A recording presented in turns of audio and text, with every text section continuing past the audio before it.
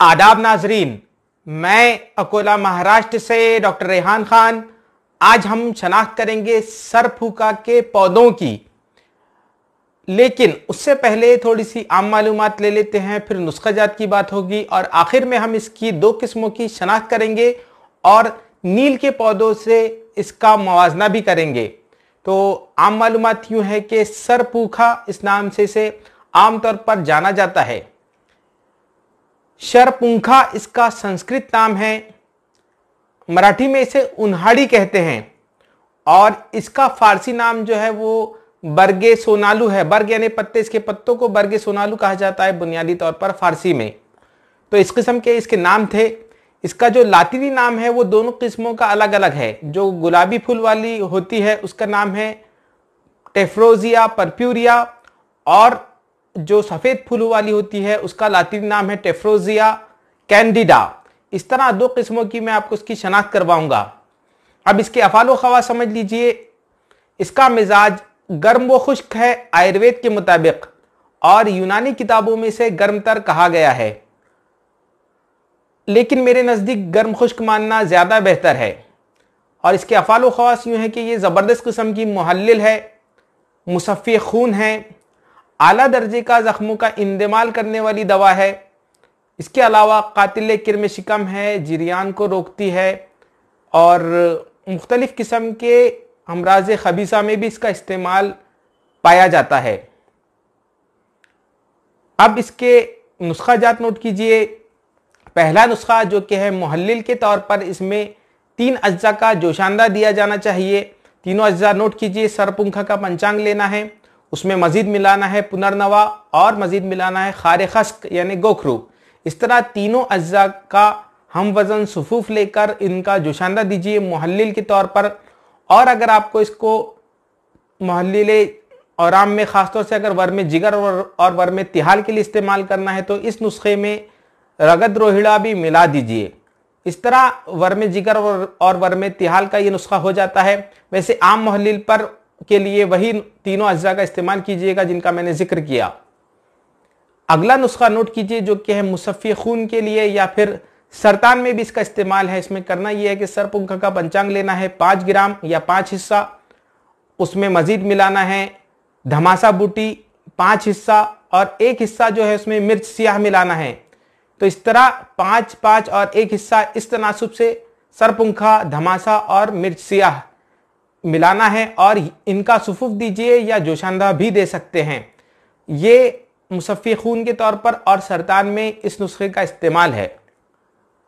अगला नुस्खा नोट कीजिए जो कि है ज़ख्मों के इंदमाल के लिए। इसमें करना यह है कि सरपुंखा लेना है, चूँकि वो ज़बरदस्त किस्म का ज़ख्मों का इंदमाल करने की बूटी है। उसमें मज़ीद मिलाइए मुलेठी और खैर यानी खदिर या खारे या जिसे एकेशिया कैटेजू भी कहते हैं। तो इस तरह इन तीनों अज्जा का हम वज़न सूफ मिलाकर दुरदुरा करके उनका जोशांदा दीजिए अमराज खबीसा में, जिल्दी अमराज में, ये मुसफ़्फ़ी खून के तौर पर। तो या बाज़ औक़ात इसका इस्तेमाल ऐसे ज़ख्मों के लिए भी किया जाता है जिनका इंदमाल जल्द नहीं होता। तो ये है ज़ख्मों का इंदमाल करने का नुस्खा। इस तरह सरपुंखा के इस्तेमालात थे। हालांकि इसके बहुत ज़्यादा इस्तेमालात हैं और बहुत अच्छी किस्म की ये बूटी है, लेकिन आप इसको जो याद रखिएगा 3 इसके अफ़ाल ज़रूर याद रखिए: मुहल्लिल, मुसफ़्फ़ी खून और ज़ख्मों का इंदमाल करना, जिनमें से भी 2 अहम हो जाते हैं, एक तो मुहल्लिल और एक तो मुसफ़्फ़ी खून। तो इन 2 अफ़ाल की बुनियाद पर आप इस बूटी को याद रखिएगा। अब हम इसके शनाख्त की तरफ और फ़र्क की तरफ चलते हैं। नज़ारा कीजिए इस सरपुंखा के फूल का।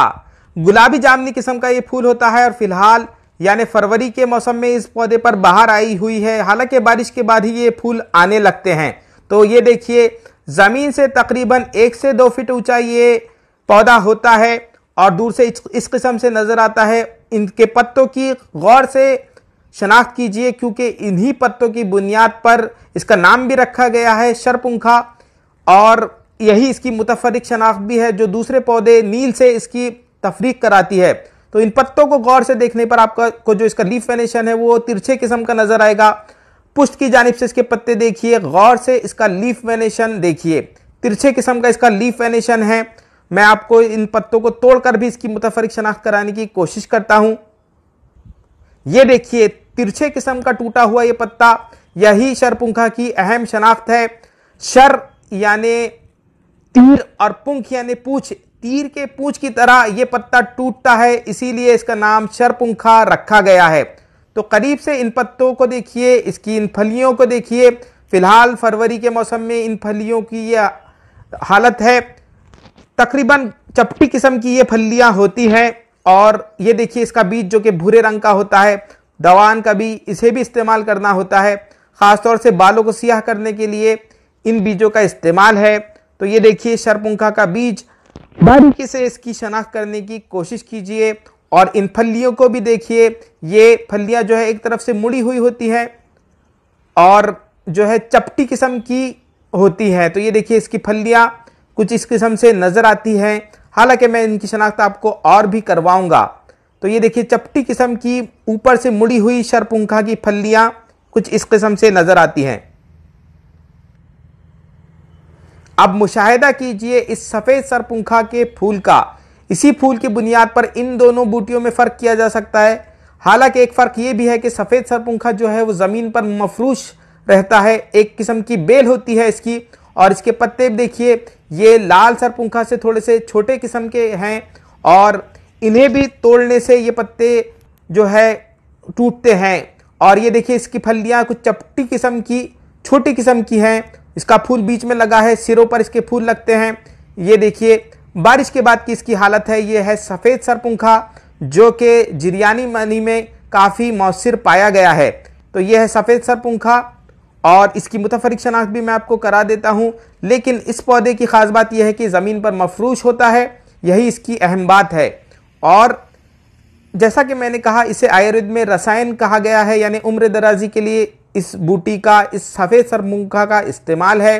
तो ये देखिए इसकी जो तना है वो तकरीबन इस किस्म से होता है। और मैं आपको दूर से बता देता हूं, ये पौधा देखिए जमीन पर बिल्कुल तकरीबन मफरूश किस्म की इसकी बेल होती है। यह है सफेद सरपुंखा।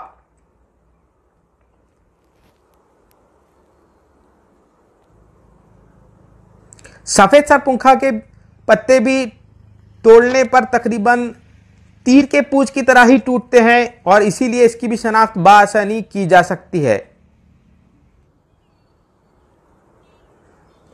नाजरीन, अब फर्क करने की कोशिश कीजिए।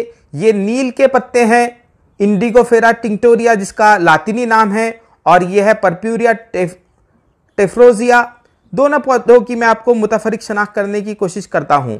तो ये दोनों दूर से कुछ इस किस्म से नजर आते हैं। ये देखिए गहरे हरे रंग के नील के पत्ते हैं, जबकि थोड़ा सा पीलापन लिए हुए सरपुंखा के पत्ते होते हैं। तो इन दोनों पौधों में अक्सर लोगों को तजब्जुब रहता है।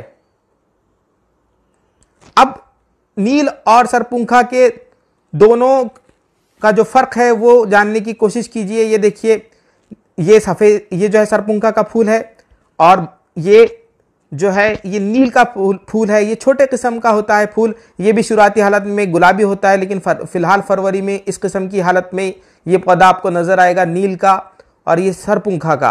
तो इस किस्म के इन दोनों की जो है हर हिस्से की मैं आपको मुतफरिक शनाख्त कराने की कोशिश कर रहा हूं। ये देखिए नील और सरपुंखा के फूल दाएं बाएं, और ये इनकी सबसे अहम शनाख्त। ये देखिए दोनों के पत्तों का फर्क करीब से। और अब देखिए ये दोनों का सबसे अहम फर्क है।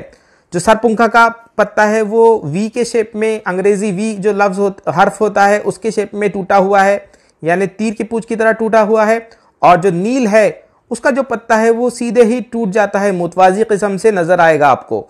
तो ये है दोनों की जो मुतफरिक शनाख्त है वो। हालांकि इनके बाकी के हिस्सों में भी काफी फर्क पाया जाता है, मैं आपको वो भी बताने की कोशिश करता हूं। ये देखिए दोनों की फलियों का फर्क कीजिए। फलियां जो सरपुंखा की है वो बड़ी किस्म की है, जबकि नील की जो फलियां है वो छोटे किस्म की है। और दोनों के रंगत में भी फर्क है।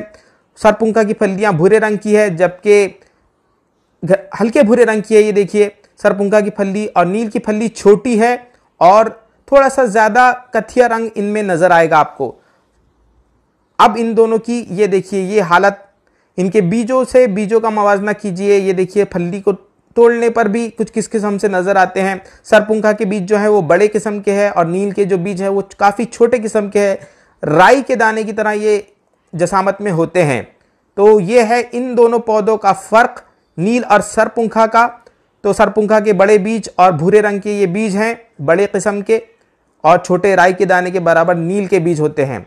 लेकिन सबसे अहम फर्क जो है वो ये है, जो कि इनके पत्तों के तोड़ने पर ही नजर आएगा आपको। खासतौर से शुरुआती हालत में जब दोनों पौधे होते हैं तो इन्हीं पत्तों की बुनियाद पर हम इनकी शनाख्त करते हैं।